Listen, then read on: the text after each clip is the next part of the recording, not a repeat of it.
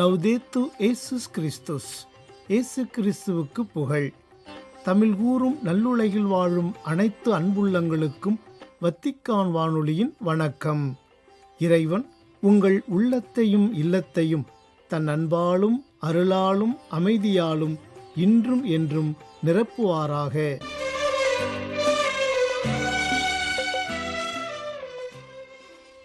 அன்பு நேயர்களே, வத்திக்கான் வானொலி இன்று உங்களுக்கு வழங்கவிருப்பவை தடம் தந்த தகைமை, நேர்காணல் மற்றும் செய்திகள்.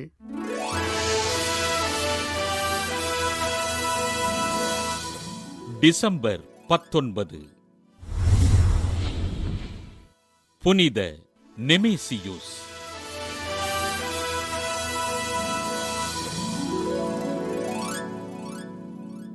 எகிப்து நாட்டில் வாழ்ந்த இறைபக்தி நிறைந்த குடும்பத்தில் பிறந்தார் நெமேசியுஸ்.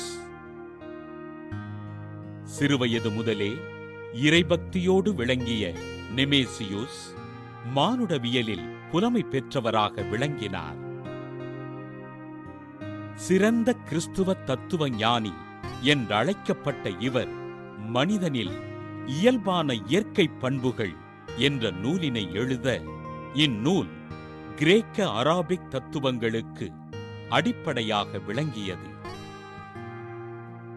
பிளேட்டோவின் தத்துவத்தினை அடிப்படையாக கொண்டு கடவுள் நம்மை எப்படி பராமரிக்கிறார் என்பதனை போதனை செய்த நெமேசியுஸ் கிறிஸ்தவ விழுமியங்களை மக்களுக்கு எடுத்துரைத்து மக்களை கிறிஸ்தவ விசுவாசத்தில் உறுதிப்படுத்தினார்.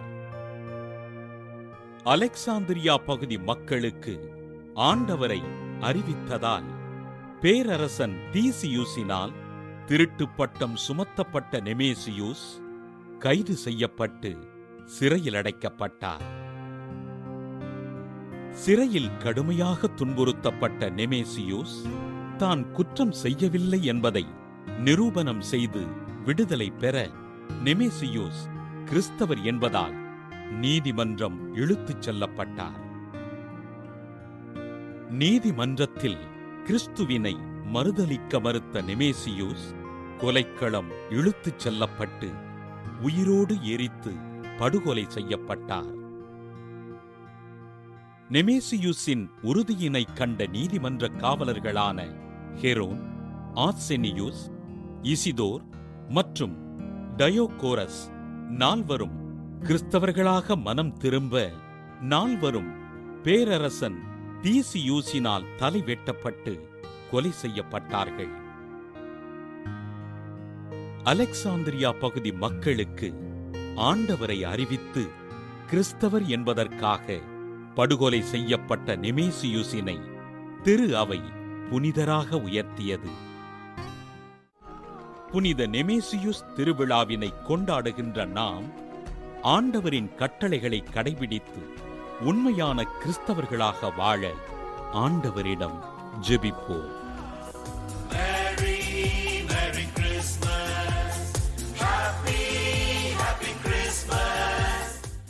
நேர்காணல் கிறிஸ்துமஸ் குடில்.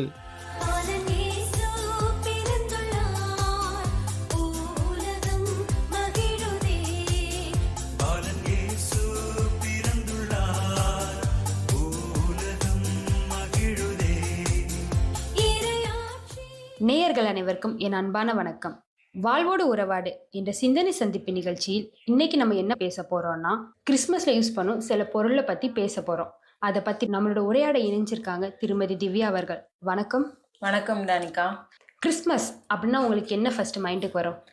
கிறிஸ்மஸ் அப்படின்னாலே நமக்கு கலர்ஃபுல்லாக இருக்கும் அப்படின்றது ஃபர்ஸ்ட் ஞாபகத்துக்கு வரும். ஏன்னா ஒரு கிறிஸ்மஸ் நம்ம செலிப்ரேட் பண்ணுறோம் அப்படின்னாவே அந்த இடத்துல பார்த்தா ரெட்டு, க்ரீனு, அப்புறம் எங்கே பார்த்தா கோல்டன், அப்படி நிறைய விஷயங்கள் ஞாபகத்துக்கு வரும். அதில் ஒன்று இந்த கலர்னு சொல்லலாம். ஏன்னா கலர்ஃபுல்லாக இருக்கும். ஒரு இடமே ரொம்ப கலர்ஃபுல்லாக இருக்கும். லைட்லாம் போட்டு ரொம்ப டெக்கரேட்டிவாக இருக்கும். அது என் மைண்டுக்கு ஃபர்ஸ்ட் ஞாபகத்துக்கு வரும். கலருன்னு வரும்போது கிறிஸ்மஸ் கலர்ஸ்னு சில குறிப்பிட்ட கலர்ஸ் இருக்குது. ஏன்னா நான் நிறைய கலர்ஸை பார்த்தது கிடையாது. எப்படின்னா க்ரீன் யூஸ் பண்ணுவாங்க, ரெட் யூஸ் பண்ணுவாங்க, கோல்டு யூஸ் பண்ணுவாங்க, பிங்க் யூஸ் பண்ணுவாங்க. ஏன் இந்த குறிப்பிட்ட கலர் தான் யூஸ் பண்ணணுமா? அப்படி இல்ல. ஒவ்வொரு கலருமே வந்து ஒவ்வொன்னா வந்து ரெப்ரசன்ட் பண்ணுது.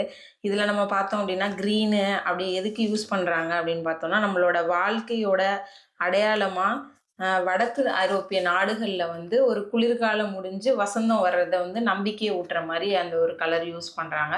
அதுக்கு ஒரே ஒரு டெஃபனிஷன்ல அவங்க சொல்லல. இந்த ரீசன் மட்டும்தானா அப்படின்னு அவங்க சொல்லல.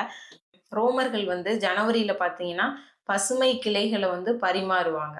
அவங்களுக்குள்ள அந்த இதை வந்து சொல்ற விதமாகவும், நற்பேறு பெறுங்கள் அப்படின்னு சொல்லி அவங்க வாழ்த்துற விதமாகவும் அதை வந்து எடுத்துட்டு போறாங்க. இந்த பச்சை அப்படின்றத வந்து அப்படி எடுத்துட்டு போறாங்க.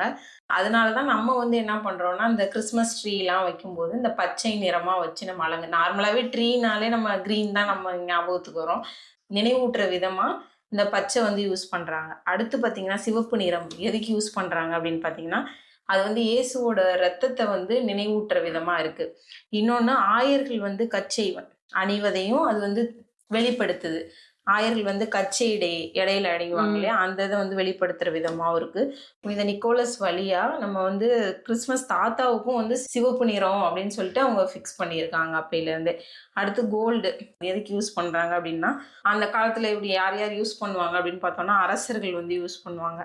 அதே மாதிரி ஞானிகள் வந்து குழந்தை இயேசுவை பார்க்க வர்றப்ப அவங்க வச்சிருந்த ஒரு நிறைய ஐட்டம்ஸ்ல இந்த பொன் அப்படிங்கறதும் ஒரு முக்கிய பங்கு வச்சிருக்கு. அதனால பொன்னிறம் அப்படிங்கிறது நம்ம கிறிஸ்மஸ் ட்ரீ அலங்கரிக்கிறப்ப அந்த பொன் அப்படிங்கிறது முக்கியமா இருக்கும். அதே மாதிரி இது மட்டுமா அப்படின்னா அது மட்டும் இல்ல, இயேசுவோட அரசு தன்மை, அவர் ஒரு கிங் அப்படின்றத வந்து வெளிப்படுத்தும் விதமாகவும் இந்த பொன்னிறம் அப்படின்றத நம்ம கொடுக்குறோம். அடுத்து வெள்ளை நிறம். எதுக்காக வந்து நம்ம வெள்ளை நிறம் பயன்படுத்துறோம் அப்படின்னு பார்த்தோம்னா, எப்பயுமே வந்து நம்ம சொல்லுவோம்ல, வெள்ளை அப்படின்னாலே பியூர் அப்படின்னுவோம். வெள்ளை நிறம் அப்படின்றது தூய்மையோட அடையாளமா அதை வந்து கொடுக்குறாங்க. அடுத்து அதே மாதிரி நம்ம இது யாரு கூடயாவது வந்து நம்ம சண்டை இருக்கு இல்ல காம்ப்ரமைஸ் ஆகணும் அப்படின்றோம்னா, நம்ம அப்பையில இருந்தே வந்து வெள்ளைய வந்து நம்ம காட்டணும் அப்படின்னா சண்டை வேணாம் அப்படின்ற மாதிரி அது வந்து சமாதானத்தோட அடையாளமாகவும் வெள்ளைய வந்து பயன்படுத்துறாங்க. அடுத்து அது கிறிஸ்மஸ் காலத்துல வந்து இருக்கிறனால, பனிக்காலம் அப்படின்றனால அதை அடையாளப்படுத்துற விதமாகவும் இந்த வெள்ளை அப்படிங்கிறத வந்து யூஸ் பண்றாங்க. ப்ளூ அண்ட் பர்பிள் கடைசியா இது எதுக்காக யூஸ் பண்றாங்க அப்படின்னு பார்த்தோம்னா, திருவருகை காலத்துல வந்து இந்த பீட அலங்காரம் அதெல்லாம் பார்த்தீங்கன்னா, பீட அலங்காரமும் சரி, நம்மளுடைய அருட்தந்தையர்கள் அணியிற உடையும் கூட சரி, இந்த நிறங்கள்ல தான் இருக்கும். ஏன் அப்படின்னா, எதிர்பார்ப்போட அடையாளமாகவும் நம்மளை நம்ம தயார்படுத்தணும் அப்படிங்கிற ஒரு விதமாகவும் இந்த ப்ளூவையும் பர்பிளையும் நம்ம வந்து பயன்படுத்துறோம். இதை வச்சுதான் இந்த நிறங்கள்லாம் அவங்க வந்து பயன்படுத்துறாங்க. இது வந்து பர்டிகுலரா இந்த ரீசன் எதுவுமே இல்லாம பிளைண்டா இதெல்லாம் யூஸ் பண்றாங்க இந்த நிறங்கள் அப்படிங்கிறது கிடையாது. முன்னோர்கள் வந்து இதெல்லாம் கவனிச்சு இந்த நிறங்கள்லாம் பயன்படுத்தலாம் அப்படின்னு சொல்லிதான் வரையறுத்திருக்காங்க. சூப்பரா சொன்னீங்க. அடுத்ததா நம்ம பார்த்தீங்கன்னா கிறிஸ்மஸ் கிரீட்டிங் கார்டு. இப்போ வந்து எல்லாருமே மெசேஜில் ஹாப்பி கிறிஸ்மஸ் அப்படின்னு நம்ம வாட்ஸ்அப்பில் ஒரு மெசேஜ் தட்டி விட்டால் போதும். ஆனால் அந்த காலத்திலேயே கிறிஸ்மஸ் கிரீட்டிங் கார்டுன்னு ஒன்று இருந்திருக்கு. நம்ம ஒரு 2010 கிட்ட போங்கல, கிறிஸ்மஸ் கிரீட்டிங் கார்டு. கிறிஸ்மஸ் வந்தாலே வேறு நாட்டில் இருக்கவங்க, வேறு ஊரில் இருக்கவங்க, அவங்க சொந்தக்காரங்களுக்கு வந்து கிறிஸ்மஸ் கிரீட்டிங் கார்டு அனுப்புவாங்க. இந்த கிரீட்டிங் கார்டு பழக்கம் எப்போத்துலேருந்து நம்ம நடைமுறைக்கு வந்தது? அது கிறிஸ்மஸ் கிரீட்டிங் கார்டுன்னு பார்த்தீங்கன்னா, இது வந்து கிறிஸ்து பிறப்புக்கு பின் 1843 இருந்தே வந்து இது வந்து இருந்திருக்கு. இங்கிலாந்துல பார்த்தீங்கன்னா, சர் ஹென்றி கோல் அப்படிங்கிறவர் வந்து தனது நண்பர் வந்து ஜான் கால்கோட் ஹொர்சி அப்படின்றவருக்கு வந்து முதலா ஒரு வாழ்த்து அட்டையை வந்து கிரீட்டிங் கார்டை வந்து அனுப்புறாரு. அது முதல்ல இருந்து தான் அவர் ஒரு 1000 அட்டையை வந்து அவருக்கு வந்து கிறிஸ்மஸ் நினைவுபடுத்துற விதமா அவருக்கு அனுப்பிச்சிருக்காரு. அதுல இருந்து தான் இந்த கிரீட்டிங் கார்டு அப்படின்ற ஒரு நடைமுறையே வந்து தொடங்கியிருக்காங்க. அந்த வாழ்த்து அட்டையில என்னென்ன இருந்துச்சு அப்படின்னு பார்த்தீங்கன்னா, இயேசுவோட பிறப்பு, அப்புறம் பெத்லஹேமோட அந்த ஸ்டாரை வந்து மென்ஷன் பண்ற மாதிரி, அப்புறம் வானதூதர்கள் இருக்க மாதிரி, இது எல்லாமே அந்த கிரீட்டிங் கார்டுல வந்து இருந்திருக்கு. அடுத்ததான் வந்து இந்த மெரி கிறிஸ்மஸ் அப்படின்ற வார்த்தை எங்க இருந்துச்சு அப்படின்னு பார்த்தீங்கன்னா, அதே மாதிரிதான் கிபி 1543 ஆண்டுல வந்து ஆயர் ஜான் பிஷர் அப்படின்றவர் வந்து தாமஸ் குரோம்வேலுக்கு வந்து எழுதிய கடிதத்துல வந்து முதலா மேரி கிறிஸ்மஸ் அப்படின்னு சொல்லி எழுதி அனுப்புறாரு. அதுல இருந்து தான் இந்த வார்த்தையும் வந்து பழக்கமா இருக்கு. மேரி கிறிஸ்மஸ் அப்படின்ற வார்த்தை வந்து அவருடைய நண்பருக்கு வந்து ஜான் பிஷர் அப்படின்ற ஆயர் வந்து அவருடைய நண்பருக்கு எழுதிய கடிதத்தில் குறிப்பிட்டதுல இருந்து தான் இதுவும் நடைமுறைக்கு வந்திருக்கு.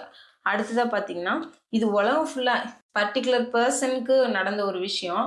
இவங்க அவங்கவுங்க ஃப்ரெண்டுக்கு எழுதின க்ரீட்டிங் கார்டாக இருக்கட்டும், இந்த மேரி கிறிஸ்மஸ் அப்படின்ற வார்த்தையாகட்டும், இது உலகம் ஃபுல்லாக எப்படி பரவுச்சு அப்படின்னு பார்த்தீங்கன்னா, 1843 சார்லஸ் டிக்கின்ஸ் அப்படின்றவர் எழுதிய கிறிஸ்மஸ் கேரல் அப்படின்ற புத்தகத்தில் வந்து மேரி கிறிஸ்மஸ் அப்படின்ற வார்த்தை வந்து ரொம்ப அதிகமாக பயன்படுத்தியிருக்காங்க. இதை பயன்படுத்தினது மூலமாக இந்த வார்த்தை வந்து நம்ம பழக்கமாக்கிருச்சு, எல்லாருக்குமே வந்து பரவ ஆரம்பிச்சிருச்சு, அதிகமாக பயன்படுத்த ஆரம்பிச்சிட்டாங்க. அடுத்தது குடில்னு ஒன்று வச்சுட்டோம், கிறிஸ்மஸ் ட்ரீன்னு ஒன்று வைக்கணும். அது ஏன் கிறிஸ்மஸ் ட்ரீ? எவர்கிரீன் மரத்தை ஏன் கிறிஸ்மஸ் ட்ரீன்னு சொல்கிறோம்? இப்போ இருக்க கிறிஸ்மஸ் ட்ரீலாம் நார்மலாக பார்த்தீங்கன்னா நிறைய லைட்ஸ் இருக்கும், நிறைய கலர் பேப்பர்ஸ் இருக்கும், அதில் ஸ்டார் இருக்கும். இது வந்து தொடக்க காலத்தில் பார்த்தீங்கன்னா இதோட வரலாறு இது எப்படி தோன்றுச்சு அப்படின்னு பார்த்தீங்கன்னா, முக்கியமாக ஒரு நிகழ்வு வந்து கிபி 722 புனித போனிபாஸ் ஜெர்மனி நாட்டில் வந்து கிறிஸ்துவோட நற்செய்தி அறிவிக்க போகிறாரு. அப்போ அங்குள்ள மக்கள் என்ன பண்ணுறாங்கன்னா, ஒரு கருவாளி மரம் அப்படின்னு சொல்லிட்டு அதுக்கு முன்னாடி ஒரு சிறுவனை வந்து பலியிட வந்து தயாராக இருக்காங்க. அப்போ என்ன நடக்குதுன்னு பார்த்தீங்கன்னா, கோவத்தோட வந்து அந்த வழிபாட்டை போய் தடுத்து சிறுவனையும் காப்பாத்துறாரு. அப்புறம் பின்னால என்ன ஆகுது அப்படின்னா, அந்த கருவாளி மரத்தை வெட்ட ஆரம்பிச்ச போது அதோட அடிப்பாகத்திலேருந்து தேவதாரு அப்படிங்கிற மரம் வந்து துளிர் விடுது. அந்த மரத்தை வெட்டினோடனே தேவதாரு அப்படிங்கிற மரம் வந்து துளிர் விடுது. அப்போ அந்த மக்கள் என்ன பண்ணுறாங்க, எப்படி வெட்டின மரத்துலேருந்து எப்படி வந்து வருது அப்படின்னு சொல்லிட்டு மலைத்து போகிறாங்க. என்ன எப்படி இதுனா எப்படி இது பாசிபிள் அப்படின்ற மாதிரி மலைச்சு போகிறாங்க. அப்போ வந்து என்ன பண்ணுறாரு, இந்த புனித போனிபாஸ் அப்படிங்கிறவர் அந்த தேவதாரு மரத்தை வந்து கிறிஸ்துவோட அடையாளமாக அதை வந்து அறிவிக்கிறாரு. இப்படி தான் வந்து அந்த கிறிஸ்மஸ் ட்ரீ வந்து நமக்கு இந்த எல்லா குடிலையும் அலங்கரிக்க ஒரு வந்து முக்கிய காரணமாக இருந்தது இந்த ஒரு நிகழ்வு தான். இது எப்படி இந்த நம்மளோட இப்போ உள்ள கலாச்சாரத்துக்கு எப்படி வந்தது? இப்போ எப்படி வந்துச்சு பார்த்தீங்கன்னா, ஜெர்மனியில் வந்து புதிய வீடு கட்டுப்பவர்கள் வந்து பசுமையான மரத்தை வெட்டி அதை அலங்கரித்து வீட்டின் தளத்தில் வந்து அதை வச்சு அப்படி வந்து கிறிஸ்மஸ் ட்ரீயை வந்து கொண்டு வந்திருக்காங்க.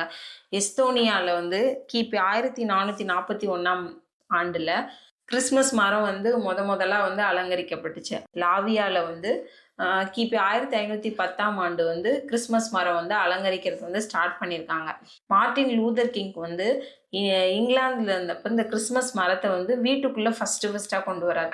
16ஆம் நூற்றாண்டுல மார்ட்டின் லூத்தர் என்ன பண்றாரு அப்படின்னா, முதலா தன்னோட வீட்டுக்கு வந்து கிறிஸ்மஸ் மரத்தை வந்து அலங்கரிக்க கொண்டு வராரு. ஒருத்தர் வீட்டுல நடந்த ஒரு விஷயம் எப்படி பிரபலமாச்சு அப்படின்னு பாத்தீங்கன்னா, 1840 1850 இந்த காலகட்டத்துல இங்கிலாந்துல ராணி விக்டோரியா மற்றும் இளவரசர் ஆல்பர்ட் அவங்க வந்து என்ன பண்றாங்கன்னா, கிறிஸ்மஸ் மரத்தை அரச குடும்ப வழியாக பிரபலமாக்கினார்கள். மின் விளக்குகள் அப்புறம் இந்த கிறிஸ்மஸ் மரத்துல வந்து பொருத்துறதெல்லாம் எப்படி வந்துச்சு அப்படின்னு பாத்தீங்கன்னா, 1880 வந்து தாமஸ் ஆல்வா எடிசன் வந்து மின் விளக்கை கண்டுபிடிக்கிறாரு. அப்போ வந்து அந்த காலகட்டத்தில் 1882 அவர்கிட்ட பணியாற்றிய எட்வர்ட் ஜான்சன் வந்து முதன்முறையா அந்த கிறிஸ்மஸ் மரத்தில் வந்து இந்த மின் விளக்குகளை வைக்கலாம் அப்படின்னு சொல்லிட்டு அவர் ஒரு பிளான் போட்டு, அதுக்கப்புறம் அப்படி வந்தது தான் இந்த கிறிஸ்மஸ் ட்ரீல மின் விளக்குகள் பயன்படுத்தினது. நம்ம நினைப்போம், என்னடா ஒரு ட்ரீ தானே, அதில் ஒவ்வொரு இதுக்கும் இப்படியா அப்படின்ற மாதிரி நம்ம யோசிப்போம். அதில் விளக்கு ஏன் வச்சாங்க, ரெட் ஏன் வச்சாங்க, க்ரீன் ஏன் வச்சாங்க அப்படின்னு ஒவ்வொன்றுக்குமே வந்து அவங்க காரணத்தோட தான் வந்து அப்பையிலேருந்தே அதை வந்து ஒரு முறையாக வந்து ஃபாலோ பண்ணியிருக்காங்க. ஒவ்வொரு நிறமும் ஒவ்வொரு வாழ்த்தும் ஒவ்வொரு அடையாளமும் ஆழமான அர்த்தத்தை கொண்டு இருக்குது. இந்த அர்த்தத்தை நம்மளுக்கு இன்னைக்கு சிறப்பாக நம்மளுக்கு தெளிவாக கூறிய திருமதி திவ்யா அவருக்கு நன்றி.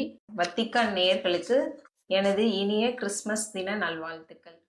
அன்பு நேயர்களே, இதுவரை நீங்கள் கேட்டு மகிழ்ந்தது கிறிஸ்மஸ் குடில் பற்றிய சிறப்பு நேர்காணல்.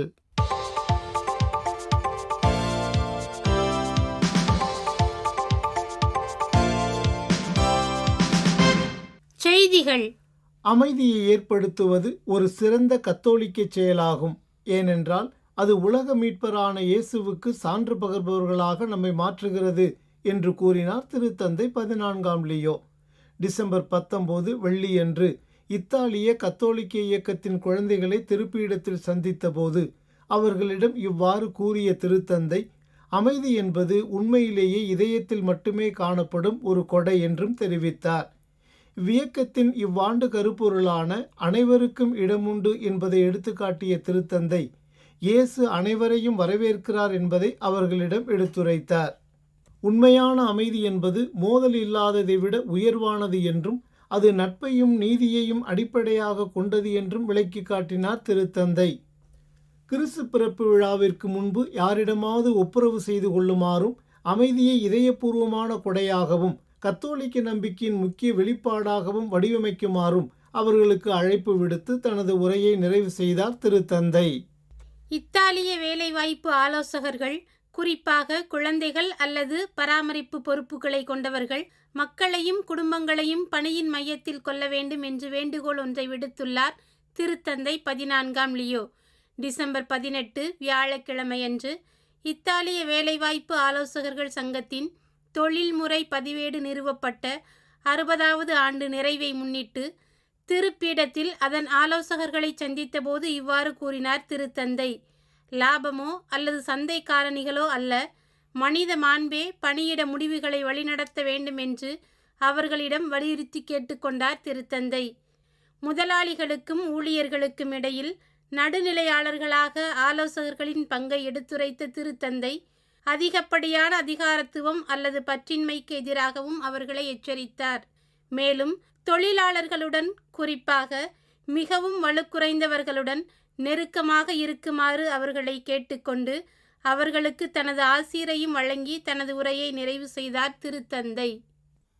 கடவுளின் உடனிருப்பில் ஒவ்வொரு நாளும் வாழ்வதன் மகிழ்ச்சியை சகோதரர் லாரன்ஸ் அவர்கள் நமக்கு கற்பிக்கிறார் என்று கூறியுள்ளார் திருத்தந்தை 14ஆம் லியோ.